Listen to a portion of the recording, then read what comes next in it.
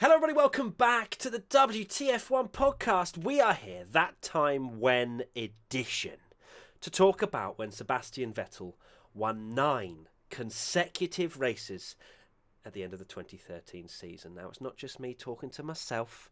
I've got 2 much more knowledgeable people in this conversation, one of which, the WTF1 founder, Tom Bellingham.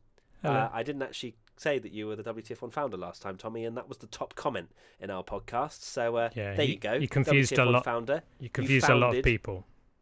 And Katy Fairman, who has also been founded by Tommy. You are technically we're all founded child. Yeah, we are children of Tommy. But Katy is obviously the WTF1 editor. And welcome, guys. We're going to talk about a dominant era of Formula One, Red Bull smashing it. And let's start with the 2013 season, of course. And what was F1 like back then? Shall we cast our minds? Get a little crystal ball, but go backwards rather than forwards? Yeah, like I think style. people clearly... Mercedes are so dominant now that people clearly want us to talk about an era where someone else was dominant. But this was this was Sebastian Vettel in Red Bull. So yeah, last year of the V8s, which people still miss a lot, I guess. And 2013 was Vettel's last World Championship, spoiler. And yeah, he'd just recently become the youngest ever 3-time world champion.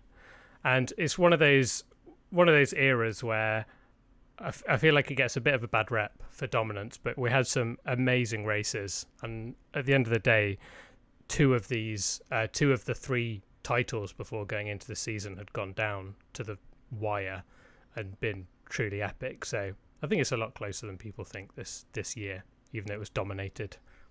Yeah, we all watched the 2013 season as it unfolded, and as a fan then, I mean, pretty much like fans now, it was quite frustrating seeing the same person win what felt like every single race.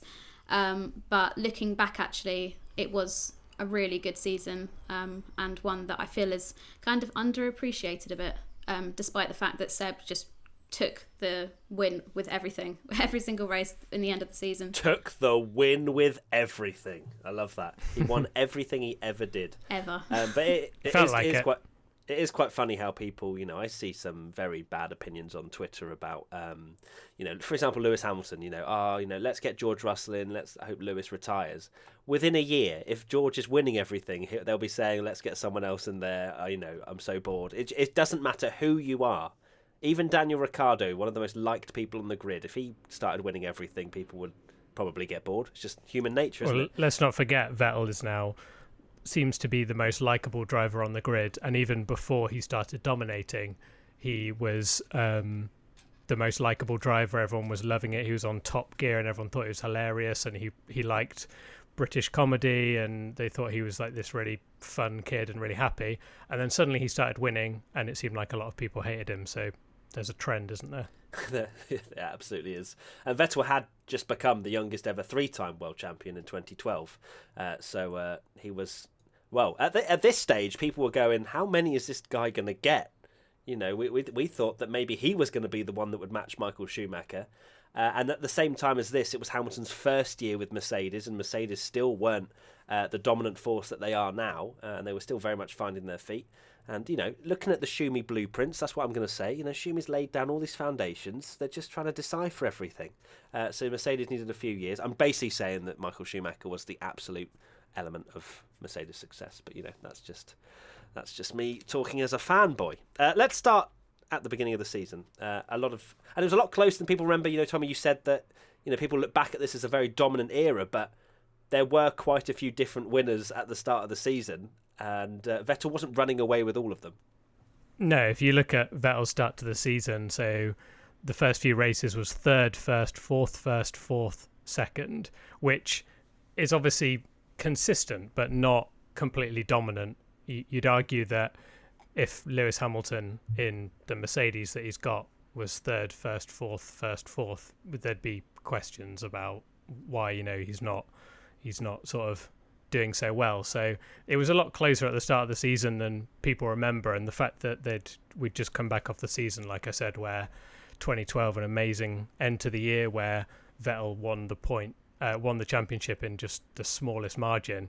And then you went into this season and you had Kimi Räikkönen winning the first race, Vettel winning, then Alonso winning in 3 different cars, which we don't see a lot nowadays. It was a great start to the season. Like you say, we had Kimi, Seb, Fernando, Nico Rosberg having some wins in there. In fact, it took until round 10 in Hungary for Lewis Hamilton to actually take his only victory in 2013. So there was certainly a lot of variety in competition and controversy at the start of the 2013 season, one of which we'll sort of talk a little bit about, but the race in Malaysia, which has come with quite an iconic catchphrase that has haunted Sebastian for the rest of his career, I think. Well, good tee up for Malaysia. We're not going to go there just yet. But yeah, you mentioned about Hamilton only winning 1 race. I think the McLaren, if my memory serves me correct, was a bit of a dog that year. And he was in the Mercedes, though. Sorry, Mercedes, not McLaren. Yeah. I'm going back so far, I just kind of get them mixed up. Sorry, it was first year at Mercedes. I even said that, but my brain didn't compute. But yeah, Mercedes was still very much finding their feet, wasn't it? Yeah, definitely. But he still managed to win a race, which was big. You know, we were all happy for Lewis that he won that in the Mercedes, and now you look at us and you kind of wonder whatever happened. Well, they won everything, but yeah, it was an interesting time. Because that big move, obviously, for Lewis, for people that didn't know, the fact that he moved to Mercedes was very much seen as a money move. There was no real intuition, apparently, according to fans, and a lot of people believe that Hamilton went there just purely for the big dollar bills and not anything else. And we kind of wrote him off as someone that maybe had thrown away potential world championships down the line. But I mean, how that's changed. But that's testament to Lewis as well, and the fact that he clearly can build a team around him to win in every single season he's ever taken part in. Yeah, exactly. It was a strange moment that you almost forget that he had 1 year in the V8 era before, because it does feel like he just joined Mercedes and they just completely dominated everything. But he did have this sort of stopgap, and like you say, we were there in Hungary, all happy that Lewis Hamilton had stopped such dominance, and who'd have thought that a few years later a lot of fans would just be hoping someone other than Lewis to win in a Mercedes, but in this era it was hoping that Lewis would win in a Mercedes to stop other dominance. Little did we know, eh? But yeah, there was certainly a lot of doubt. I mean, we did a podcast on it, didn't we, a few weeks ago, about everybody's reaction to him deciding to make that move from McLaren to Mercedes. He took over the role of Michael Schumacher, and he said, I was watching the BBC. Sad Schumi noises. Yeah, sorry, I know. Sorry about that, bring it up and trigger you. But he said that he was given all of Michael's engineers and stuff like that, and Nico Rosberg, who he partnered, was able to keep his engineers, which he said he enjoyed, because when Jensen went to McLaren and he was there, McLaren took quite a lot of Lewis's engineers and performance coaches and stuff like that and gave them to Jensen, which he wasn't too happy about. So he was happy to sort of have his own team that Schumacher had helped, educate them and get them ready for the season. And like you say, Nico seemed to be doing pretty well. His teammate. There were some controversial team orders early on in the season, but yeah, we were just happy to see Mercedes as almost like an underdog, which sounds so strange to say, doesn't it, when you look at how they are now, but they were in 2013, they were the underdog. They were, they showed glimpses in 2012. They had great one-lap pace, especially at the start of the season, and but just couldn't really seem to turn that into race performance, which was... we kind of thought then Mercedes would continue to build and build and build, which I guess they did. But 2013, they definitely weren't the favourites by any stretch of the imagination, and definitely didn't have the quickest car either, which sounds weird to say, as you say.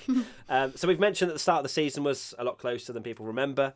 If we now take a look at round 8, which was Silverstone, Vettel retires from the lead, and we're 8 rounds in. People think, dominance. And yet Alonso was less than the win behind Vettel in the championship. Yeah, we kind of skipped over Multi-21 there. We won't go. We'll probably do a podcast of its own on Multi-21. But that's why I skipped it, because you said, look, we're not gonna talk about it. I just think we need a little own separate thing. I know, we just need a little bit of context that Okay, Malaysia Multi 21. Malaysia, Vettel overtook Webber.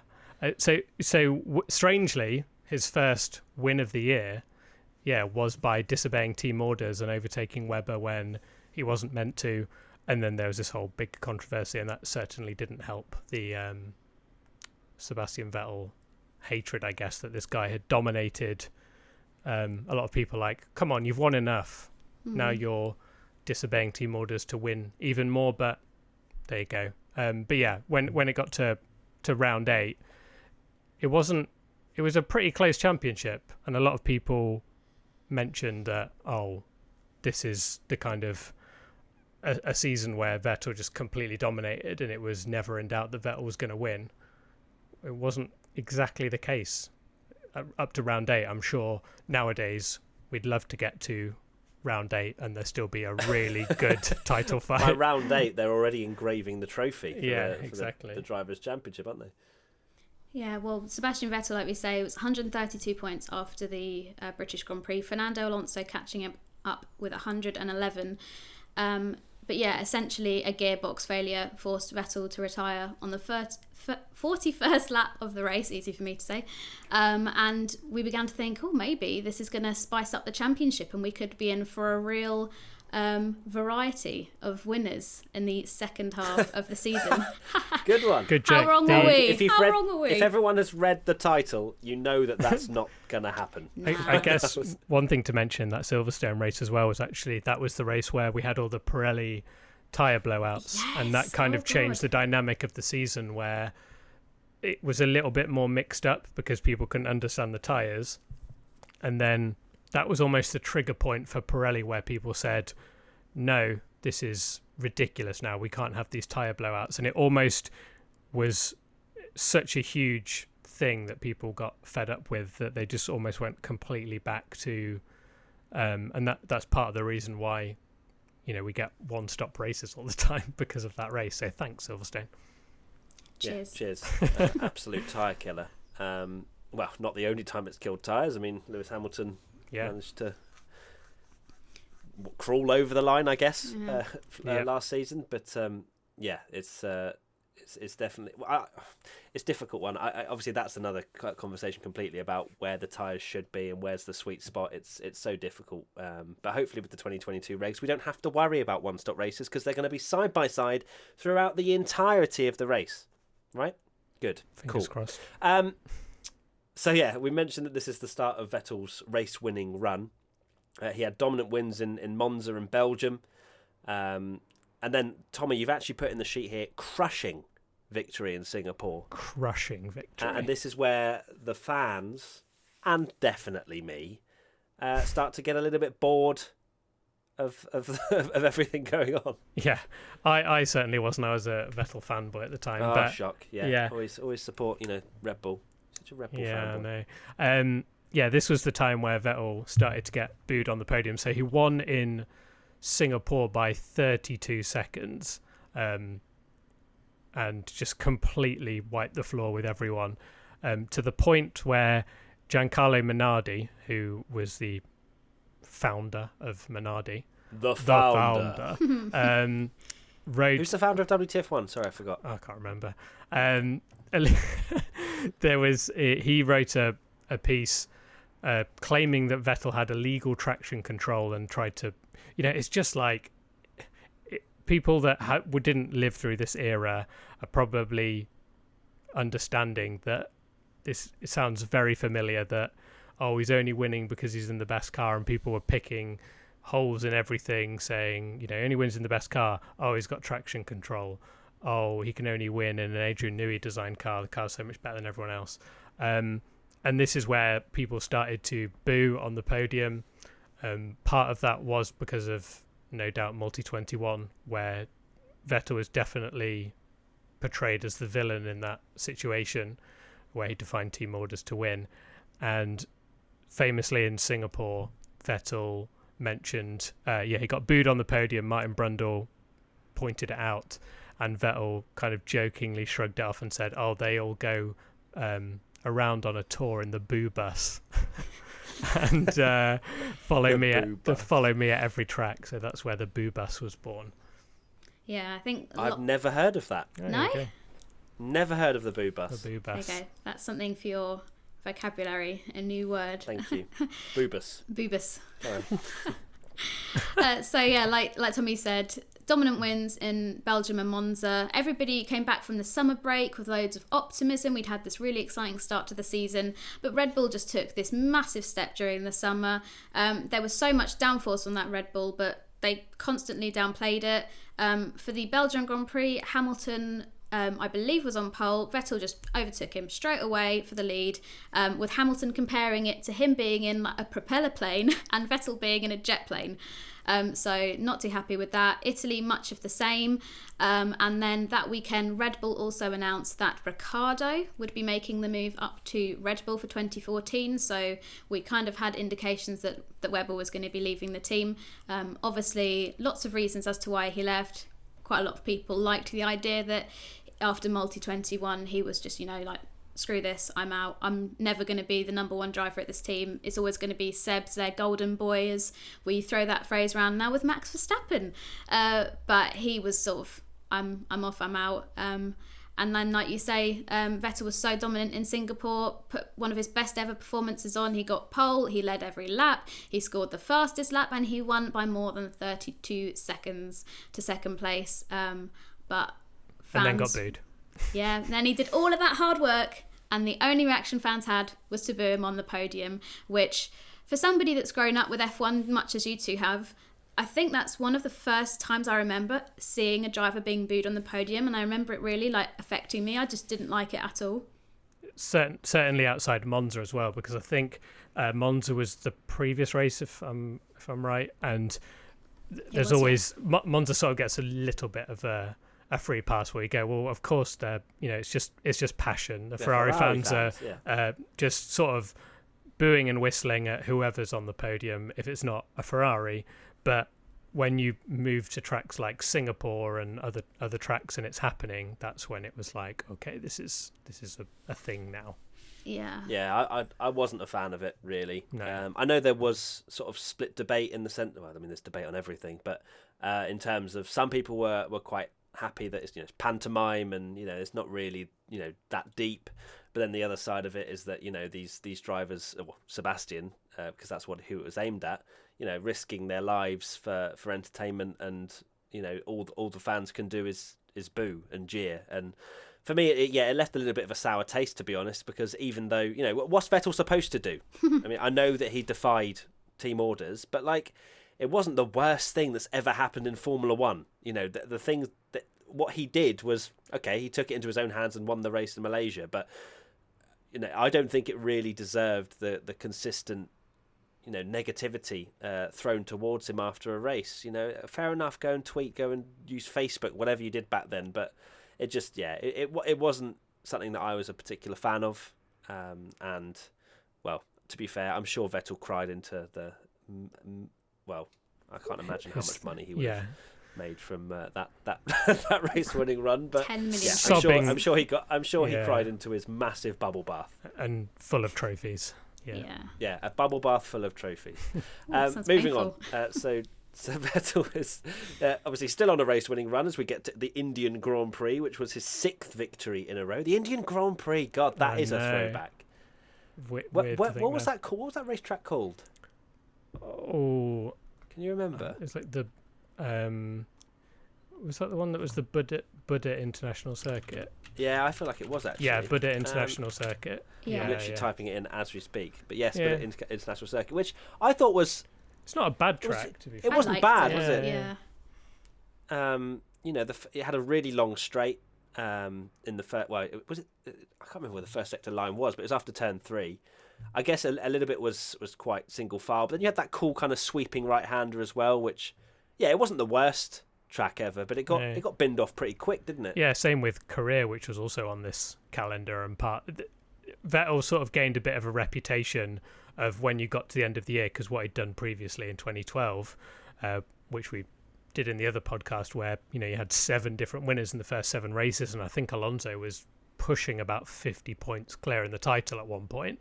And then you get to the flyaway races in Singapore, Korea, Japan, India, and Vettel just built this reputation of he just dominates them, and he just every time you got to there, he'd just win 4, 5, 6, 7 in a row. It didn't matter. He'd just dominate the end of the season. But this kind of took the biscuit a bit. It took the biscuit. It hosted 3 events, the Indian Grand Prix, and it was pretty much Sebastian Vettel's backyard, wasn't it? And this was where he became the 4-time world champion in this wonderful story that we have from the 2013 season. And there was amazing celebrations, Tommy. There sure was. Personally, I still think this is the best ever celebration of the World Championship, because this is an era where it was still very much in the Bernie era, where Formula One had a bit of a reputation of not having too much fun. And I think it was, I can't remember if it was that year or the previous year, you had Webber where he got a taxi ride from Alonso back and they penalised both of them. And it was very much frowned upon that you weren't allowed to do donuts because you get penalised and all this kind of stuff. And Vettel didn't drive into Parc Ferme. This is something that, we'd not really seen before. Now people do quite a lot of donuts at the end of races, especially at Abu Dhabi at the end of the season, but this was very new.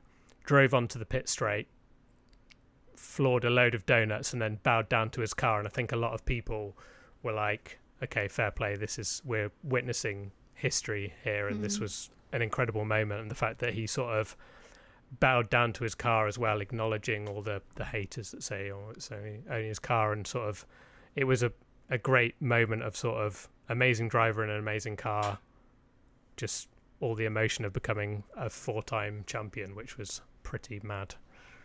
I think actually that this is possibly my favourite F1 moment. I wasn't particularly a massive Seb fan, but seeing him get out of the car and bow down to it, it gave me chills, and it still gives me chills to this day, like watching it. Sort of him really showing off that harmony between man and machine, which at the end of the day is what F1 is all about, and getting that right is what results in these wins and this dominance and stuff like that. But it was just such an iconic and emotional celebration from him. He equaled Alain Prost with his 4 championships, and put himself up there with the greats. Obviously, this is before Hamilton had his dominance, so he became one of a very select few to have so many championships. And afterwards, I'm sure he was full of emotion, but speaking to people like Lee Mackenzie afterwards, they said, what you've done today is going to inspire the next generation of kids. To which he responded and said, well, that's weird because I am still a kid, which I thought was quite sweet. True. He was 26 then, so still, relatively young. But yeah, just amazing scenes, and something that I'll always have like a memory in the back of my mind when I think of F1 is that moment. I think there's a great, you'll enjoy this, Matt, but I think there's a great quote from Mick Schumacher, I believe, who said how Vettel idolised Michael Schumacher. Vettel was that person for Mick Schumacher, because I guess he was growing up in this era where, like you say, Vettel was just peak of his powers and just doing unbelievable things. So yeah, he did very much inspire the next generation. Yeah, most of my chilling moments come from something that Michael Schumacher did, but I can completely understand. It was a great moment, and that was when I truly feared as a Schumi fanboy that he was going to get 10 world titles, especially with the comment that he was only 26 at the time. There was, if things had played out right for Seb, then maybe he would be in Lewis's shoes right now. But there you go. My one out of interest is obviously Schumi Pole when he got taken away from him. Whatever. Okay, moving on. Let's not talk about Schumi too much. This is Vettel. We're talking about Sebastian. And next up is US Grand Prix. Yeah. So speaking of records being broken, Katy, about equaling 4 world titles and things like that with Niki Lauda, you also have Vettel beating Ascari and Schumacher's record of 7 wins in a row. Which he did. Yeah. Ascari set that record in 1953. Smashing everything. Schumacher set that record in 2004. So yeah, those records are now null and void, and Sebastian owns them. But just amazing achievements. It's so silly because, like we've said before on this podcast, looking back at it, everybody was like, oh, not another Sebastian win. Not equaling Niki Lauda's, surpassing. I apologise. That's Carry right. on. But he, like, looking back now, I just have nothing but respect for it. But obviously at the time, as a young fan, you're thinking, oh, like, come on, can somebody else have a chance? But it is amazing to see him have all of these records and look at this dominance when you compare it to how he is now. And we'll probably talk about this a little bit later, you know, to round up the podcast. But he has had a fall from grace, hasn't he? Because he was so dominant. We thought he could be the one to beat Schumacher's record.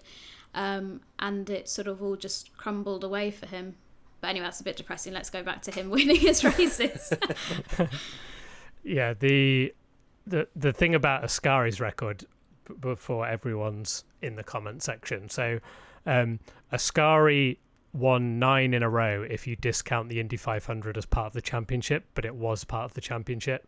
So Ascari's record, this is back in the 50s when the Indy 500 counted as a Formula One race and was part of the Formula One World Championship, but not everyone did it. So some people would argue that Ascari won 9 in a row because he missed the Indy 500 and then won the next 2 races. But I guess technically speaking, for the record books. So technically speaking, for the record books, Vettel beat Ascari and Schumacher's record of 7 wins in a row. And then onto the next thing of the radio message. After he won that race at the US Grand Prix, he did a team radio, which was, we have to remember these days, there's no guarantee they will last forever.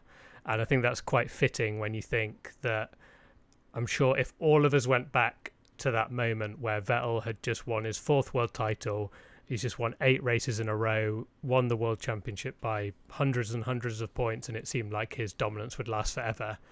Imagine telling anyone then that Red Bull nor Vettel would win another world title, at least until now. You wouldn't believe it, would you? That in the next 7-8 years he wouldn't win another title. It's crazy to think. Yeah, absolutely. And I guess that shows that Seb knows how quickly it can change in Formula One. Yeah. But all of us would shrug it off going, whatever, Red Bull are going to be winning for the foreseeable future. But no, they didn't. And Seb, in fact, got beaten by his teammate the next season, of all things that happened, didn't he, with Daniel Ricciardo. So that was the 8th win in a row. We now get to Brazil, where, of course, Sebastian Vettel wins the final race of the year, when teammate Webber obviously was retiring for the having his final race, and it was a lovely fitting 1-2 for Red Bull. And then that was, as we mentioned, Vettel's final win, which was, a bit of a shock to the system. Yeah, record 9th win. He was on pole by an absolutely massive margin as well. And this is just when he was just in the form of his life, seemed just completely... It felt like that season that they could have had another 5 races and he would have won them 5 as well. It's absolutely insane to think that he never won a race for Red Bull again. It's just so bizarre, isn't it? Yeah. When you look at how competitive and serious he was with this, and then it just doesn't materialise ever again. He did win another race after that. Next win came in 2015 at the Malaysian Grand Prix with Ferrari. But yeah, it's very strange to think that he had all these victories in a row, became the only driver ever to win 9 consecutive races in a season, and then it's like falling off a cliff. It just all crumbled away. But that's Formula One. That's why we love it, for this unpredictability, because you might think what's coming around that corner, but normally never the case. Unless you're Lewis Hamilton and you're going to go on and win another 10 championships. I was going to say, that's us right now coming into the next season going, you never know. You never know. Run away. Ferrari might do That's what something. I've been saying, and everyone else has been going, no, it's done. And I'm like, well, just wait and see, okay? Let's have some hope and then see what happens. Some optimism. Come on, guys. Yeah. When they're on pole by a second in Bahrain, whatever. Yeah, that's it. At least it's not Australia. I'm not saying that because I don't like Australia. I'm saying that because Australia is usually Mercedes like Ville. They're usually on pole by over a second, and it's ridiculous. Maybe with Bahrain we'll get a different start to the season. Who knows? But Fingers where does crossed. this rank in Formula One's best achievements? I guess we'll ask that to everybody listening and watching as well. So let us know in the comment section what you think. And do you think there are better achievements out there? I think it definitely... I mean, to win 9 races in a row with how... I know that he's in the best car, but so many different things can happen. A little mistake here or there. But it just shows... I guess it could be compared to like when Button, for example, has the best car and it's to his liking, that they can win, week in, week out. And I think this was the perfect harmony for Vettel. The car, it suited him, the environment as well, and it's definitely up there. It's a record-breaking achievement. Again, it's difficult to say what's the best achievement because it depends what you're measuring it on, but it certainly needs to be in the minds of people when you think of that. Yeah, I totally agree. For me, this is one of the best examples out there of driver and machine working in perfect harmony together to just completely dominate. It's absolutely insane to me, and I think there's no doubt in my mind, and this is just personal opinion, I'm ready for the backlash, but I'm sure a lot of people will agree that Hamilton, the fact that Lewis Hamilton has achieved so much across various seasons and rule changes and stuff, for me is a better driver than Sebastian Vettel, and I'm willing to admit without that. a doubt. No, I'm completely with you. I'm willing to admit that, but one thing that I think Vettel will always have is this 9 victories in a row, which I would argue that Hamilton, the Mercedes now, has a better gap on the field